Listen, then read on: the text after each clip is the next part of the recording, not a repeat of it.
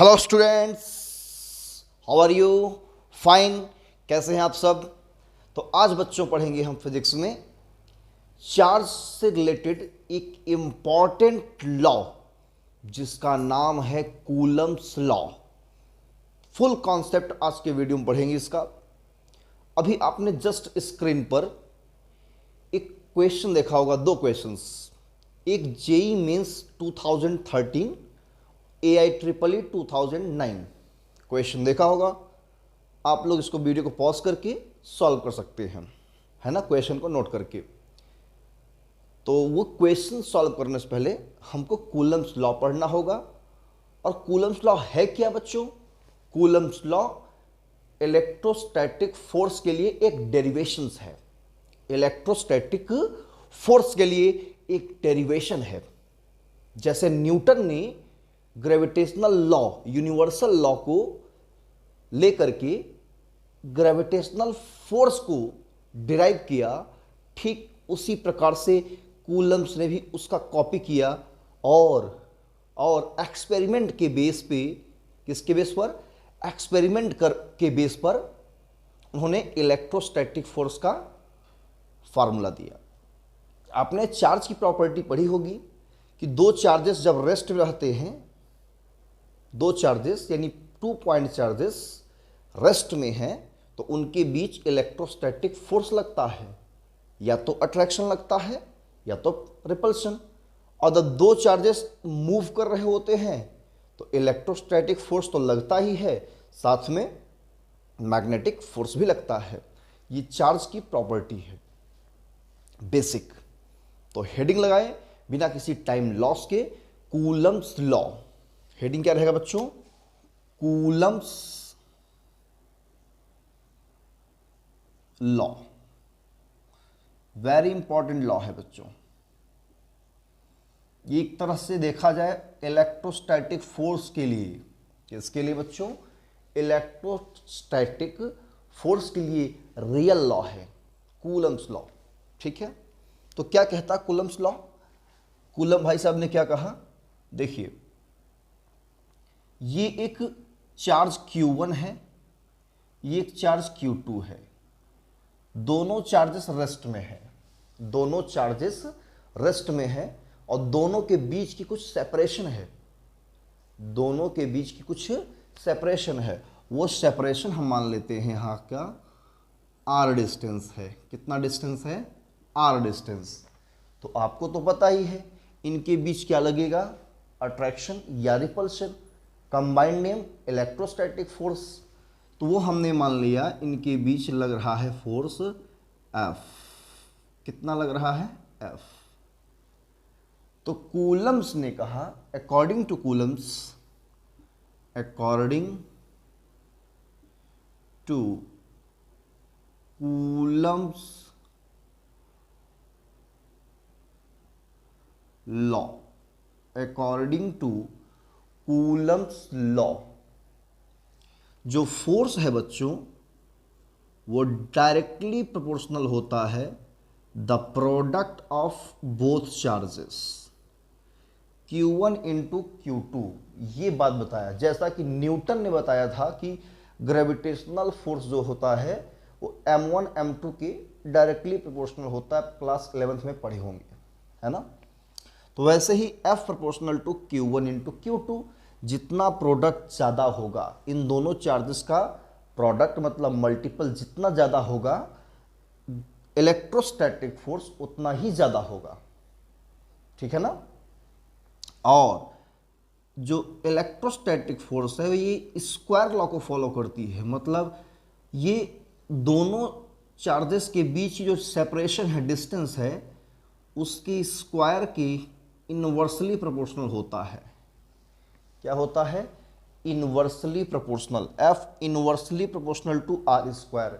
या तो ऐसे पढ़ेंगे या F प्रोपोर्शनल टू 1/R², ये पढ़ सकते हैं आप। क्लियर है? तो यही लॉ को हम लोग कहते हैं कूलम्स लॉ। अब इनको कंबाइंड कर देंगे। क्या कर देंगे? कंबाइंड। तो कंबाइंड करेंगे तो बच्चों F proportional to Q1 Q2 by R square, ये हो जाएगा। इक्वल करेंगे बच्चों, एक कांस्टेंट लेंगे के Q1 Q2 by R square, ये आपका इलेक्ट्रोस्टैटिक फोर्स के लिए फार्मूला आ जाता है, F इक्वल टू के Q1 Q2 by R square. ठीक है ना, के Q1 Q2 by R square. यहाँ के क्या है बच्चों, के है प्रोपोर्शनली कांस्टेंट, प्रोपोर्शनली कांस्टेंट है। क्लियर है, के प्रोपोर्शनली कांस्टेंट है। अब इसकी जो वैल्यू डिसाइड की गई है वो एसआई सिस्टम के लिए कुछ और होता है और सीजीएस सिस्टम के लिए कुछ और होता है। तो सीजीएस सिस्टम में बात करूं मैं सबसे पहले, इन सीजीएस सिस्टम के की वैल्यू होती है 1। क्या होती है, 1 डाइन सेंटीमीटर स्क्वायर पर कूलम स्क्वायर। तो इसको रखने पर के की वैल्यू, एफ की जो वैल्यू आएगी Q1 Q2 by R square, ये डाइन में बच्चों आएगा, इसमें आएगा डाइन में। सीजीएस में जो फोर्स की यूनिट होती है वो डाइन होती है, आर सेंटीमीटर में लेंगे, हो सकता है इसको मिली कूलम में लिया जाए, है ना, तो मिली कूलम में या कूलम में भी ले लेंगे तो कोई प्रॉब्लम नहीं है। ठीक है, तो के की वैल्यू 1 रखेंगे तो इतना फार्मूला मिलेगा। यह सीजीएस सिस्टम के लिए है, इलेक्ट्रोस्टैटिक फोर्स के लिए। तो बच्चों इतना वीडियो पॉज करके पहले फोर्स का फार्मूला और इसका जो लॉ है इसको नोट करें आप लोग। तो बच्चों आप नोट कर लिए इसको अभी रेस्ट करते हैं और बात करेंगे हम एसआई सिस्टम में क्या होगी इसकी वैल्यू। ठीक है ना, तो इरेज करता हूं। यही है बच्चों कूलम्स लॉ। जो बच्चों कूलम्स लॉ अच्छे समझ जाएगा, इससे रिलेटेड जो भी क्वेश्चंस आएगा कर ले जाओगे, जैसे मैंने कि अभी जस्ट क्वेश्चन दिया आप लोग। ठीक है, तो बच्चों इन एसआई सिस्टम में बात करूं, in SI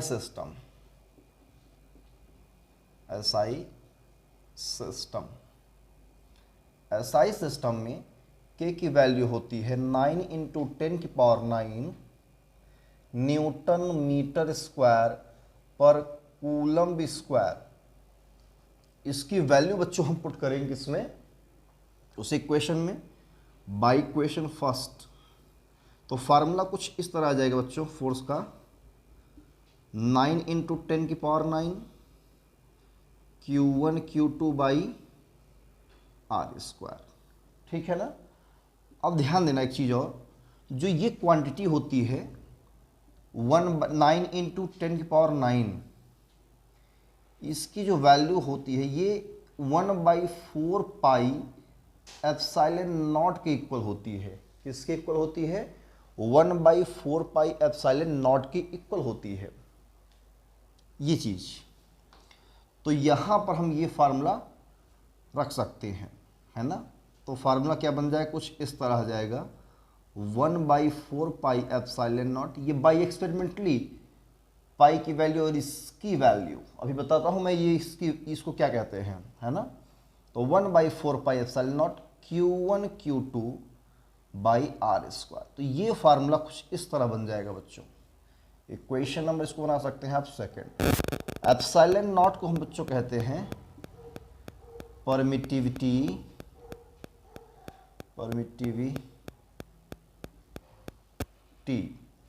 of free space बच्चों बोले तो एयर और वैक्यूम। फ्री स्पेस बोले तो एयर और वैक्यूम, यही है एप्सिलॉन नॉट। क्या है, permittivity of free space. Permittivity का मतलब होता है बच्चों कितना वो परमिट कर रहा है फोर्स को उनके बीच अप्लाई होने के लिए। मान लो एक चार्ज ये है, दूसरा चार्ज ये है, दोनों चार्जेस के बीच फोर्स लग रहा है, आपको पता है। तो इसके बीच क्या है, फ्री स्पेस है। तो ये फ्री स्पेस में एयर भी हो सकता है, वैक्यूम भी हो सकता है। तो कितना फोर्स इनमें ज़्यादा से ज़्यादा मैक्सिमम लग रहा है और उसको ये परमिट कर रहा है, तो वही है permittivity of free space. Epsilon, epsilon not कहते हैं इसको। ठीक है, आगे बढ़ें। तो ये तो हो गया फ्री स्पेस के लिए। तो ये जब चार्जेस के बीच में फ्री स्पेस रहेगा तब के लिए फार्मूला है। ठीक है ना। अब एप्सिलॉन नॉट की वैल्यू कितनी होती है? इसकी वैल्यू बच्चों 8.85 10⁻⁻12 कूलम्ब स्क्वायर पर न्यूटन मीटर स्क्वायर या फैरड पर मीटर होता है बच्चों, फैरड पर मीटर। ठीक है ना, ये होता है इसका फार्मूला। आप इस फार्मूले से इसका डायमेंशन भी नोट कर सकते हैं। डायमेंशनल फार्मूला क्या होगा तो कैलकुलेट कर लीजिएगा आप लोग, डायमेंशन यहां से निकाल करके। अब बात करते हैं बच्चों कि अगर कोई मीडियम आ जाए, कोई मीडियम आ जाए तो क्या इफेक्ट पड़ेगा। तो इफेक्ट ऑफ मीडियम, जैसे effect of medium, suppose that एक चार्ज Q1 यहां पे है और दूसरा चार्ज Q2 यहां पर है। दोनों के बीच में हमने एक मीडियम रख दिया, कोई इंसुलेटिंग मीडियम, जिससे हम लोग बच्चों डाइलेक्ट्रिक मीडियम कहते हैं। इसका कांस्टेंट होता है वो हम K मानते हैं, स्मॉल k। इसको बोलते हैं क्या, डाइइलेक्ट्रिक कांस्टेंट, डाइइलेक्ट्रिक कांस्टेंट। तो ये क्या होगा, इसका कांस्टेंट क्या है बच्चों, डाइइलेक्ट्रिक कांस्टेंट एक नंबर है। उस मीडियम के लिए, प्रॉपर जो मीडियम आप यूज कर रहे हो उसके पहचानने के लिए क्या है, ये एक नंबर होता है, कांस्टेंट नंबर। तो डिफरेंट डिफरेंट मटेरियल के लिए, के की वैल्यू डिफरेंट डिफरेंट होती है बच्चों, बिल्कुल डिफरेंट होती है। तो ये एक मीडियम है, अगर ये बीच में आ जाए तो जो इनके बीच फोर्स लग रहा था वो क्या होगा, उस पर क्या इफेक्ट पड़ेगा। अगर पूरी तरह से यहां से लेकर यहां तक पूरी तरह से फील्ड हो तो कहोगे जितना टाइम्स, जितना ये इसका कांस्टेंट है उतना टाइम्स जो फोर्स पहले लग रहा था वो रिड्यूस हो जाएगा। क्या हो जाएगा, रिड्यूस होगा, मतलब 1/k टाइम्स हो जाएगा। तो मैं कह सकता हूं मीडियम अगर है तब फोर्स लग रहा है, मान लेते हैं कितना, F मीडियम, तो होगा 1/k टाइम्स, मतलब जो वैक्यूम में लग रहा था वैक्यूम में अपॉन k, ये आ जाएगा। ये k क्या है, डाइलेक्ट्रिक कांस्टेंट। तो ये वैल्यू बच्चों यहाँ रखेंगे तो फार्मूला कुछ इस तरह आ जाएगा, 1/4 pi epsilon naught k Q1 Q2 by R square. Separation वही रहेगा, r मान चलिएगा आप लोग, r सेपरेशन। तो फार्मूला ये मिल जाएगा हमारा। क्लियर है, इफेक्ट ऑफ मीडियम ये हो गया, नोट करिए। ऊपर का बच्चों मैं इरेज करता हूं इधर। तो यही है मीडियम का इफेक्ट।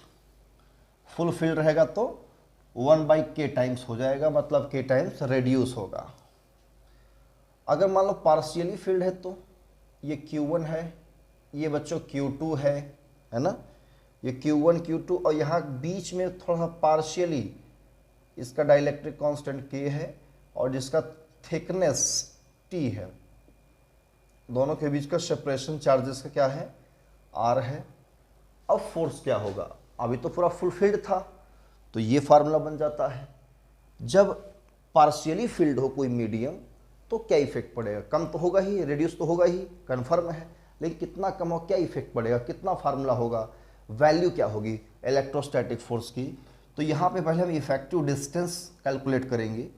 तो बच्चों ये इफेक्टिव डिस्टेंस कैलकुलेट किया गया, आप लोग याद रखिएगा जनरली, इफेक्टिव डिस्टेंस, ये इफेक्टिव डिस्टेंस जो होगा हमारा, जो r है वो आया है r-t plus t√k। Effective distance ये हो जाएगा। तो जहां r है वहां ये चीज वैल्यू पुट कर देंगे, इसमें नहीं, इसके जस्ट पहले वाले फार्मूले में। तो फोर्स आ जाएगा formula 1/4 pi epsilon naught, 1/4 pi epsilon naught Q1 Q2 by r-t plus T under root के का होल स्क्वायर। तो फार्मूला कुछ इस तरह बन जाएगा बच्चों, दिखाई पड़ रहा है बच्चों, फार्मूला कुछ इस तरह हो जाएगा। अब ये फार्मूला पार्शियली है, जब पार्शियली फिल्ड रहेगा डाइलेक्ट्रिक मीडियम। क्लियर हो रहा है बच्चों। अब इस फार्मूले का यूज करके आप डायरेक्टली चाहे तो ये कैलकुलेट कर लो, या इससे पहले जो था वो भी कैलकुलेट कर सकते हो इसकी हेल्प से।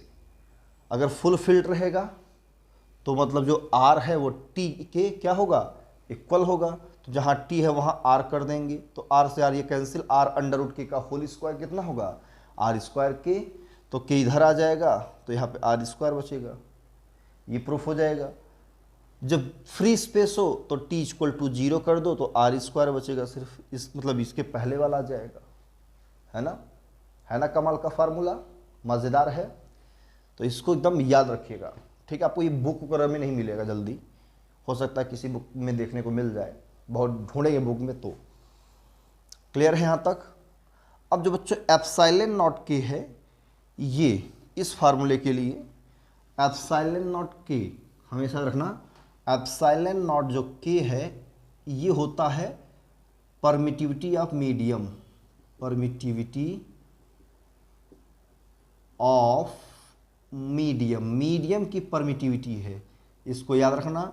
और इससे हम लोग एप्सिलॉन से डिनोट करते हैं, सिर्फ ओनली एप्सिलॉन से। क्लियर है। वीडियो को पॉज करते आप लोग नोट करते कर लीजिए, मैं इसको इरेज कर रहा हूँ। अब पढ़ेंगे बच्चों इसमें हम लोग कि इसका वेक्टर फॉर्म कैसे लिखें। वेक्टर फॉर्म, अगर वेक्टर फॉर्म लिखना है कूलम्स लॉ का तो कैसे लिखेंगे वेक्टर फॉर्म, ठीक है। तो बच्चों इसको मैं इरेज कर रहा हूँ, समझ गए होंगे आई होप कि ये सब चीज़ें। फार्मूला नोट कर लीजिए, वेरी इंपॉर्टेंट है इलेक्ट्रोस्टैटिक फोर्स कैलकुलेट करने के लिए। ये बेसिक फार्मूला है, आगे इसका बहुत ही बहुत ज़्यादा यूज़ है, इसमें फिजिक्स में बहुत यूज़ है। तो vector form of Coulomb's law, vector form कैसे लिखेंगे। फोर्स का फार्मूला यू नो दैट कि Q1 Q2 SI सिस्टम में बात हो रही है, इन SI सिस्टम। तो यहाँ के क्या होगा 9 × 10⁻⁹, ये आप लोग मान के चलेंगे। फ्री स्पेस है तो Q1 Q2 बाई, जनरली बच्चों फ्री स्पेस होता है, Q1 Q2 by R square होता है फार्मूला। इसका वेक्टर फॉर्म अगर लिखना है तो जनरलाइज ये फोर्स क्या होता है, वेक्टर एफ होता है, ये ले सकते हैं। ये पूरा स्केलर है बच्चों, कंप्लीट स्केलर है। तो स्केलर में मल्टीप्लाई करने के लिए आपने पढ़ा होगा, स्केलर को वेक्टर बदलने के लिए एक मल्टीप्लाई करते हैं यूनिट वेक्टर का। किसका, यूनिट वेक्टर का। तो यूनिट वेक्टर बच्चों यहाँ पे क्या लेंगे हम, Q1 Q2 by R square, यहाँ लगा देंगे यूनिट वेक्टर आर कैप। तो इस फोर्स के लिए जनरलाइज फार्मूला वेक्टर फॉर्म ये हो जाएगा, एक फार्मूला, ठीक है ना। जनरली या जो वेक्टर फॉर्म अपने पढ़ा, कूलम्स लॉ पढ़ा, वो ये हो गया। अगर हम दो चार्जेस का इंडिविजुअल फोर्स कैलकुलेट करें वेक्टर फॉर्म में, इंडिविजुअल, जैसे कि दो चार्ज Q1 है, एक चार्ज Q2 है, यही दो चार्जेस है ना हमारे पास, Q1 और Q2। तो Q1 और Q2 से जो इंडिविजुअली अपना अपना फोर्स अप्लाई कर रहे हैं एक दूसरे पर, उसको वेक्टर फॉर्म के टर्म्स में अगर रिप्रेजेंट करना है तो कैसे करोगे रिप्रेजेंट, बहुत इंपॉर्टेंट है बच्चों, इसको आपको सीखना है, ठीक है ना। तो ये जनरली इसी का हम यूज करेंगे उसके लिए, इसी का।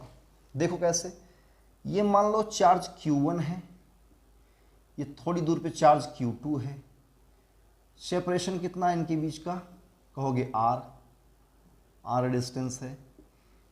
ये वाला फोर्स, ये चार्ज इस पर फोर्स अप्लाई कर रहा है F2, सपोज दैट ये वाला चार्ज इसको रिपेल कर रहा है कितना, F2 फोर्स से। तो इसको कैसे जानेंगे कि इसके से ये इस पर ये रिपेल कर रहा है, तो ये F2 तो लग रहा है इस पर, ये तो कंफर्म हो रहा है, लेकिन कौन लगा रहा है, तो 1 वाला लगा रहा है, तो 1 वाला यहाँ पे लगा देंगे ऐसे। क्लियर है। ये इसको रिपेल कर रहा है इस साइड में, फोर्स कितने F1, कौन रिपेल कर रहा है 2 वाला, तो 2 वाला बाद में लगा देंगे यहां पे। क्लियर है। अब इसके अलोंग में, इस फोर्स के डायरेक्शन में एक यूनिट वेक्टर भी लेंगे। किधर लेंगे, यहां से यहां तक, यहां से यहां तक डिस्टेंस है, तो डिस्टेंस के टर्म्स में क्या लेंगे, R12 कैप, क्या लेंगे R12 कैप इसके डायरेक्शन में, और इसके डायरेक्शन में 2 से 1 की ओर, कहां से, यहां से R21 कैप, डिस्टेंस वही लेंगे, उसमें डायरेक्शन दिखा देंगे, क्योंकि पोजीशन वेक्टर लेना है हमको। क्या लेना है, पोजीशन वेक्टर। तो पोजीशन वेक्टर यहाँ पे क्या है, R है, वेक्टर R। तो वेक्टर R को हम यूनिट वेक्टर के टर्म्स में लिखेंगे, 2 से 1 की ओर या 1 से 2 की ओर, अकॉर्डिंग टू फोर्स, जो फोर्स हमारा अप्लाई हो रहा है उसके अकॉर्डिंग करेंगे। तो अब इस फार्मूले का यूज करके F12 F21 यूज लिखेंगे। तो वेक्टर F12 लिखना है, लिखेंगे K Q1 Q2 by R square, इसके डायरेक्शन में क्या है R21, तो R21 cap, and vector F21 लिखना है K Q1 Q2 by R square into R12 cap, इतना लिख देंगे। और यही है वेक्टर फॉर्म। अगर आप बोर्ड एग्जाम में पूछता है तो लिख सकते हैं, कंपटीशन में पूछता है वेक्टर फॉर्म तो भी आप लोग ऐसा लिख सकते हैं। ठीक है, यही है वेक्टर फॉर्म। इसको और स्टेप से लिखना है, तो यहाँ पे एक R का मल्टीप्लाई कर दीजिए, यहाँ पे एक R का मल्टीप्लाई यहाँ कर दीजिए।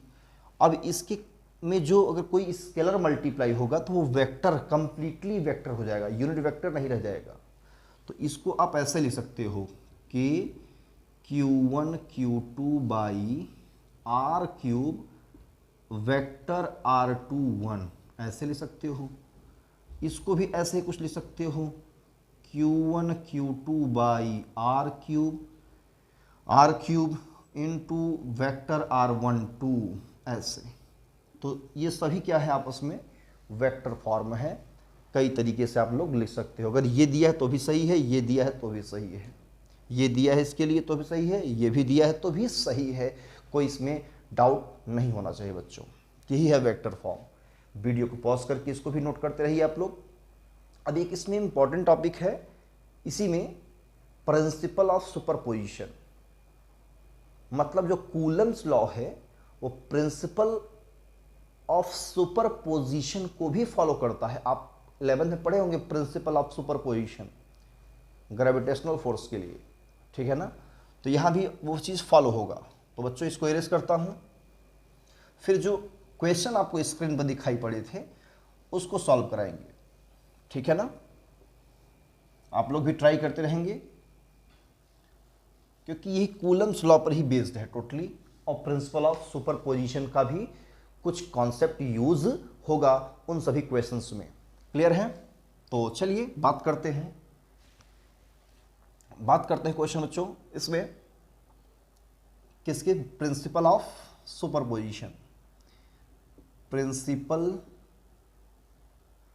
Of superposition.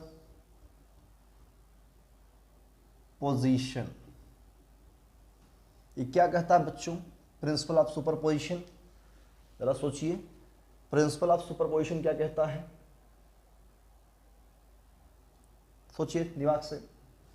जैसे मान लो एक चार्ज यहां पे है कैपिटल Q, और इससे थोड़ी दूर पर R1 डिस्टेंस मान लेते हैं एक दूसरा चार्ज है Q1, और इससे R2 डिस्टेंस पे एक सेकंड चार्ज है Q2, एक R3 डिस्टेंस पर एक थर्ड चार्ज है Q3। ऐसे बहुत सारे चार्ज हैं यहाँ पे। मान लेते हैं Rn डिस्टेंस पे nth चार्ज है Qn। कई चार्जेस हैं, 1 2 3 4 5 6, कुछ भी हो सकता, कई चार्जेस है। मान लो ये अकेला बेचारा है, इसको 4 गुंडे मिलकर के फोर्स अप्लाई कर रहे हैं, है ना, ऐसा हो सकता है। तो अकेला बेचारा है, इस पर सभी लोग क्या कर रहे हैं, फोर्स अप्लाई कर रहे हैं, सभी लोग। मतलब कौन सा force? Electrostatic force. Electrostatic force सभी लोग अप्लाई कर रहे हैं, तो सबका अपना अपना इंडिविजुअली फोर्स है और सभी वेक्टर होते हैं, ये भी पता है आपको। तो ये फोर्स लगा रहा है F1 अप्लाई कर रहा है, ये अप्लाई करता है F2, ये अप्लाई करता है F3, ये डॉट डॉट मान लेते हैं Fn। तो जो नेट फोर्स होता है according to the principle of superposition, net force, वो जो नेट फोर्स होता है बच्चों, वो इन सब के इंडिविजुअली फोर्स के वेक्टर सम के इक्वल होता है। मतलब vector F1 plus vector F2 plus vector F3 plus dot dot dot plus vector Fn। Individual जितने भी फोर्स होते हैं, नेट फोर्स सबके सम के क्या होता है? इक्वल होता है। ये आप लोग वीडियो को पॉज करके बच्चों नोट कर सकते हो। क्लियर है ना? इंडिविजुअली फोर्सेस की क्या होता है? सम के वेक्टर सम के इक्वल होगा। स्केलर नहीं, वेक्टर, याद रखना हमेशा, स्केलर सम नहीं लिखेंगे, वेक्टर सम, वेक्टर लगा करके ऐड करके तब बताएंगे नेट फोर्स। ये प्रिंसिपल ऑफ सुपरपोजिशन की कहानी है और यही कॉन्सेप्ट हम लोग अप्लाई करेंगे EIEEE 2009, जो कि फर्स्ट नंबर क्वेश्चन में आप लोग स्क्रीन में देखे होंगे। अभी सॉल्व करेंगे जस्ट बच्चों, घबराइए नहीं। नोट कर लिया? तो अब इसे मान लेते हैं इसकी डिस्टेंस F1 कैलकुलेट करना है, तो कितना होगा F1?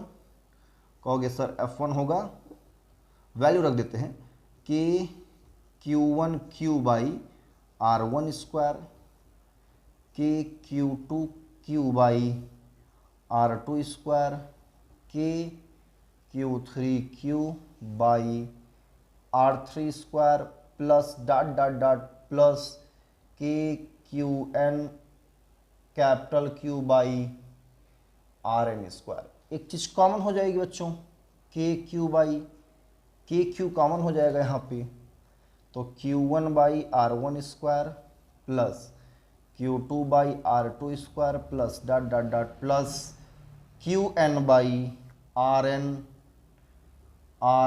स्क्वायर, ये आ जाएगा। अब बच्चों इसको हम एक वर्ड में लिख सकते हैं, k Q summation of QI upon RI, I equal to 1 to N। ये है नेट फोर्स। नेट फोर्स कितना आया? K Q summation of QI by RI, QI by RI, I equal to 1 to N। मतलब जितने भी force है सबका सम, इसका मतलब ये है। तो इसको हम एक वर्ड में ऐसा लिख सकते हैं। अगर ऐसा भी लिखा है तब भी गलत नहीं है, वो प्रिंसिपल ऑफ सुपरपोजिशन ही लिखा है। क्लियर है? तो सारे वेक्टर ऐड हो जाते हैं। अब बात करते हैं कुछ और, जैसे एक पॉइंट है सिंगल पॉइंट चार्ज, उस पर सिर्फ दो चार्ज लग रहे हों, इक्वल मैग्नीट्यूड के हों, इक्वल मैग्नीट्यूड के हैं, तब क्या करेंगे? उसका रिजल्टेंट कैसे कैलकुलेट करेंगे? या डिफरेंट डिफरेंट मान लो मैग्नीट्यूड के हैं तो रिजल्टेंट कैसे कैलकुलेट करेंगे, ये देखना है बच्चों। तो इरेज करते हैं इसको, वीडियो को पॉज करते हैं, आप लोग नोट करते रहिए। नोट्स खुद से बनाए बच्चों, वेरी इंपॉर्टेंट है, नोट्स खुद से बनाए। तो जैसे सपोज दैट बच्चों, ये पॉइंट O है, यहाँ पर एक चार्ज है, सॉरी फोर्स है F1, एक फोर्स लग रहा है ऐसे F2, और दोनों के बीच का एंगल बच्चों कितना है? थीटा। एक फोर्स F1 है, दूसरा F2 है, तो क्या होगा? इनका रिजल्टेंट क्या होगा? इनके बीच का एंगल क्या है? थीटा है, दोनों के बीच का। मतलब एक फोर्स ऐसे लग रहा है, दूसरा फोर्स ऐसे लग रहा है, इस तरह से। तो इसको क्या करेंगे हम? एक पैरेललोग्राम बनाएंगे मैग्नीट्यूड और डायरेक्शन में, इसका डायरेक्शन, इसका डायरेक्शन। तो जो बच्चों डायगोनल्स होगा इसका, डायगोनल्स, यही डायगोनल्स होगा इसका रिजल्टेंट F। और बच्चों ये F कैलकुलेट करते हैं under root F1 square plus F2 square plus 2F1 F2 cos theta. Resultant formula ये कैलकुलेट करते हैं। क्लियर है?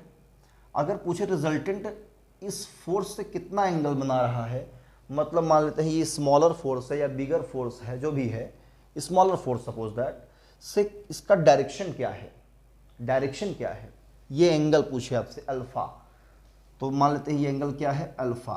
तो टेन अल्फा कैसे कैलकुलेट करेंगे बच्चों, टेन अल्फा होगा F2 sine theta upon F1 plus F2 cos theta. ये बच्चों फार्मूला है, क्लियर है, कोई problem. Tan alpha F2 sine theta, याद रखना इसको। अब इस फार्मूले का हम लोग यूज करके रिजल्टेंट निकालेंगे, डायरेक्शन निकालना हो तो इस फार्मूले का यूज करेंगे बच्चों। दिमाग में एकदम सारे फार्मूले को सेट करते रहो, बहुत ही इंपॉर्टेंट है, ठीक है। अब मान लेते हैं late F1 equal to F2 हो एंड इसको F1 equal to F2 equal to हम F मान लेते हैं, सपोज दैट टोटल क्या है F, ये भी लेट ही है, ठीक है। और थीटा क्या है बच्चों 0 डिग्री है, तो क्या होगा नेट फोर्स कितना होगा, नेट फोर्स, तो ये F स्क्वायर डायरेक्ट लिख रहा हूं F स्क्वायर ये F1 2F स्क्वायर और cos 0 की वैल्यू 1, तो 2 2 4, 4 का स्क्वायर अंडर आएगा 4F स्क्वायर, तो आ जाएगा 2F। अगर सेम डायरेक्शन के लिए हो, मतलब ये फोर्स इधर लग रहा हो, ये भी फोर्स इधर ही लग रहा हो, दोनों का डायरेक्शन सेम हो बच्चों, तो 2F हो जाएगा। फोर्सेस मतलब ऐड हो जाएंगे, आपस में ऐड कर देंगे। दूसरा केस क्या है बच्चों, दूसरा केस थीटा 90 डिग्री हो, तो नेट कितना आएगा, वही मान चलिए आप लोग F1 F2 आपस में इक्वल हैं, तो under root F square plus F square, ये cos 90 हो जाएगा बच्चों, और 90 की वैल्यू क्या होती है 0 होती है, तो आ जाएगा ये कितना अंडर रूट 2F स्क्वायर, और 2F स्क्वायर का मतलब क्या होता है under root 2F, under root 2F। तो बच्चों जब मैग्नीट्यूड में आपस में इक्वल होंगे, मैग्नीट्यूड में आपस में क्या होंगे इक्वल होंगे और परपेंडिकुलर होंगे आपस में, दोनों फोर्सेस ऐसे होंगे, एक ऐसे एक परपेंडिकुलर, एक इस डायरेक्शन में एक ऐसे, मैग्नीट्यूड में इक्वल होंगे, तो उसका कहेंगे रिजल्टेंट कितना होगा अंडर रूट 2F। अब F केवल मान लो 10 न्यूटन है, तो 10 रूट 2 हो जाएगा, जो भी आए F, तो F निकाल लेंगे, काम चल जाएगा आपका, है कि नहीं। तो ये आपका क्या हो गया केस सेकंड हो गया। अब केस थर्ड में बात करते हैं, इसको थोड़ा सा हम इरेज करते हैं, इधर लिख देते हैं बच्चों।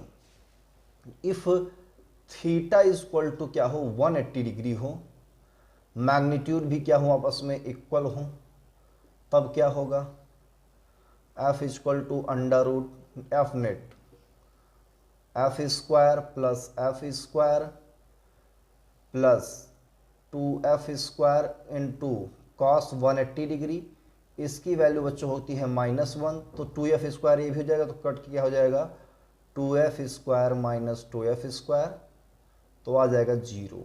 तो नेट फोर्स क्या होगा बच्चों 0 होगा। अगर बच्चों यहाँ से कंक्लूजन मिलता है, दो फोर्सेस इक्वल हो, अपोजिट हो, मतलब 180 डिग्री मतलब ये फोर्स इधर और ये वाला जो फोर्स ऐसे लगा है, ये घूम करके ऐसे हो जाएगा सीधा इस डायरेक्शन में और इस डायरेक्शन में, अपोजिट, एक ऐसे और एक इस तरह से, तो थीटा 180 डिग्री हो गया, मैग्नीट्यूड में भी आपस में इक्वल है, तब क्या होगा नेट फोर्स 0 होगा।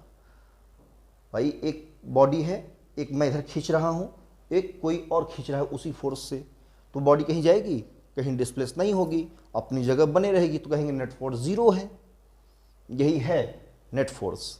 अगर इक्वल मैग्नीट्यूड है, अपोजिट है, तो नेट फोर्स 0। अगर क्वेश्चन में आपसे ये कहें कि नेट फोर्स 0 है, तब क्या होना चाहिए, उसका मतलब जस्ट उल्टा, मतलब दोनों फोर्सेस आपस में इक्वल हैं और अपोजिट हैं।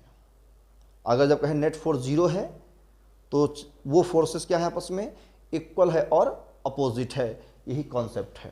क्लियर है यहाँ तक, कोई प्रॉब्लम बच्चों? तो इसको भी नोट करें और हम अब चलेंगे क्वेश्चन की तरफ, जो आपको मैंने क्वेश्चन दिया था। तो इरेज करते हैं बच्चों, इसको वीडियो को पॉज करके अपना नोट करें, इरेज करें बच्चों। क्लियर है? ओके। तो जो क्वेश्चन था बच्चों AIEEE में था, उसमें 4 चार्जेस हैं और 2 चार्जेस ऐसे हैं जो कि आपस में इक्वल है, अपोजिट कॉर्नर्स पे है। फर्स्ट क्वेश्चन AIEEE आपने देखा होगा, एक स्क्वायर है और इस स्क्वायर के कॉर्नर पर जो है चार्जेस हैं। यहाँ पर है मान लो कितना, कैपिटल A है, Q है, यहाँ स्मॉल q है, B है, ये C पर कैपिटल Q है, D पर भी स्मॉल q है। स्क्वायर का जो सेपरेशन है कितना है, A। डिस्टेंसेस बच्चों सेम है, तो उसमें 4 ऑप्शन दिए थे कि net charge on capital Q, इस पर या इस पर, या इस पर या इस पर, net charge on capital Q कितना होगा। नेट फोर्स इसमें दे रखा है बच्चों ना, नेट फोर्स Q पर 0 है, तो रेशियो पूछा है कैपिटल Q और स्मॉल q का रेशियो पूछा है। तो कैसे कैलकुलेट करेंगे, ज़रा सोचिए इसको। अब इनके बीच फोर्स लग रहा है, इसके बीच फोर्स लग रहा है, इनके बीच फोर्स लग रहा है, तो इस पर नेट फोर्स है या इस पर बता सकते हैं नेट फोर्स 0 है। नेट फोर्स 0 है तो किसी एक डायरेक्शन से आप ले लीजिए। अगर इस पे बात करते हैं ये भी फोर्स लगा रहा है, ये भी फोर्स लगा रहा है, यहाँ बात करते हैं ये भी फोर्स, और इनके बीच भी आपस में फोर्स लग रहा है, तो पहले इनके बीच के हम सेपरेशन ले लेते हैं। तो ये आ जाएगा बच्चों, आप लोगों को पता होगा √2a होता है। तो इनके बीच फोर्स मान लो क्या है, इसको FC कह दो, इसको कह दो क्या, FD कह दो, इसको FB कह दो। सभी वेक्टर हैं तो वेक्टर के टर्म्स में रिप्रेजेंट किया जाए। तो इस पर नेट फोर्स 0 है, net force on Q is 0, तो कहोगे vector FB plus vector FD plus vector FC is equal to 0। इसको उधर भेज दो तो vector FB plus vector FD minus vector C है ना। तो इसका मैग्नीट्यूड अगर लिखें इन दोनों का आपस में, तो इसका मैग्नीट्यूड कहोगे vector FB plus vector FD is equal to minus magnitude vector FC। थोड़ा सा इसको लिख देते हैं ऐसा छोटा सा, वेक्टर FC, ये इसका मैग्नीट्यूड बच्चों रखेंगे। आपको पता है कि ये सेपरेशन सेम है, तो फोर्सेस भी क्या होंगी, सेम होंगे। तो दोनों क्या हैं, एक ऐसे फोर्स लग रहा है, एक ऐसे लग रहा है फोर्स, दोनों परपेंडिकुलर हैं। अभी जस्ट मैंने प्रिंसिपल ऑफ सुपरपोजिशन पढ़ाया, परपेंडिकुलर हो, इक्वल मैग्नीट्यूड हो, तो क्या होता है √f होता है। तो ये कितना हो जाएगा √f, कितना होगा √f, ये होगा √f, और ये कितना होगा FC, इनके बीच के फोर्स है ये, तो KQ² बाई √2 a का होल स्क्वायर। अब f कैसे कैलकुलेट करेंगे, या तो ये इसके बीच निकाल लीजिए, तो इसके बीच निकालिए, तो √2 मैग्नीट्यूड सेम है, तो K small q capital Q by,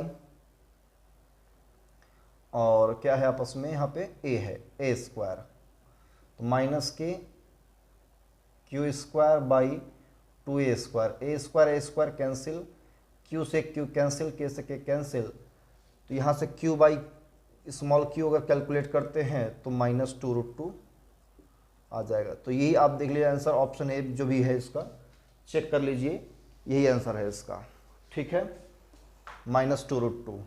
second question क्या है बच्चों, x एक्सिस y एक्सिस, यहाँ पर एक चार्ज है q, यहाँ पर चार्ज है q, इसके बीच की सेपरेशन a है, यहाँ से भी सेपरेशन a दिया हुआ है।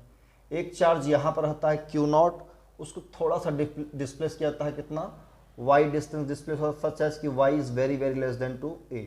सपोज दैट कि यहाँ पे चार्ज को रखा जाता है, ये डिस्टेंस कितना है y है, Q equal Q not, Q कितना है Q/2, और दिया है आपका ये एंगल थीटा है और ये भी एंगल थीटा है।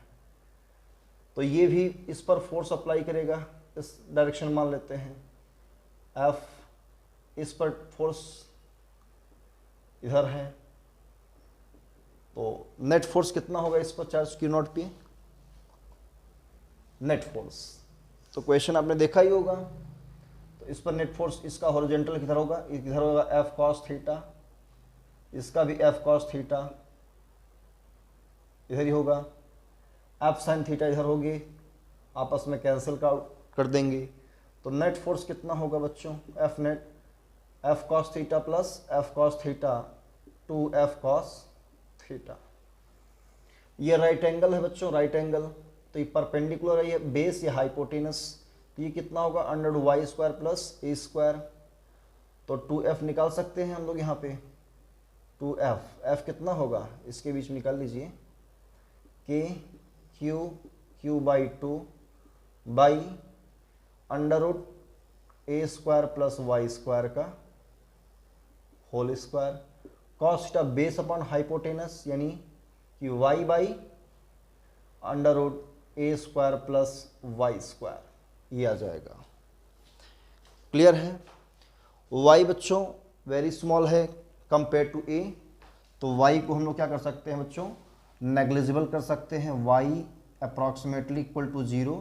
तो जो नेट फोर्स होगा बच्चों वो किस पर डिपेंड है, बाकी सब तो कांस्टेंट ही है, ये 2 से 2 कैंसिल हो जाएगा, KQ² बाई यहाँ बचा कितना a² इसमें बचेगा और यहाँ सिर्फ y बचेगा। तो F नेट क्या होगा बच्चों, डायरेक्टली प्रोपोर्शनल होगा y के, किसके प्रोपोर्शनल होगा, डायरेक्टली प्रोपोर्शनल टू y के। यही है नेट फोर्स, उसमें ऑप्शन ए है, राइट है। आप लोग देखिएगा, सॉल्व कीजिए। तो यहाँ पर बच्चों कूलम्स लॉ का टॉपिक समाप्त होता है। जेई मीन्स AIEEE क्वेश्चन आपको मैंने सॉल्व कर दिया है। खुद से ट्राई करें इसको और वीडियो को पॉज करके नोट्स बनाएं, पढ़ते रहें और एंजॉय करें अच्छे से, बिना किसी स्ट्रेस के पढ़ें बच्चों। वेरी इंपॉर्टेंट है, बोर्ड भी आपके सामने है और आपके सामने जेई मेंस और नीट का भी एग्जामिनेशन, जो बच्चे नीट दे रहे हैं उनका भी एम है। तो बच्चों यहाँ तक तैयारी कीजिए, इसको मेहनत कीजिए। मिलते हैं किसी नेक्स्ट टॉपिक के साथ, नेक्स्ट लेक्चर में, नेक्स्ट वीडियो के साथ। तब तक पढ़ते रहें। All the best, thank you.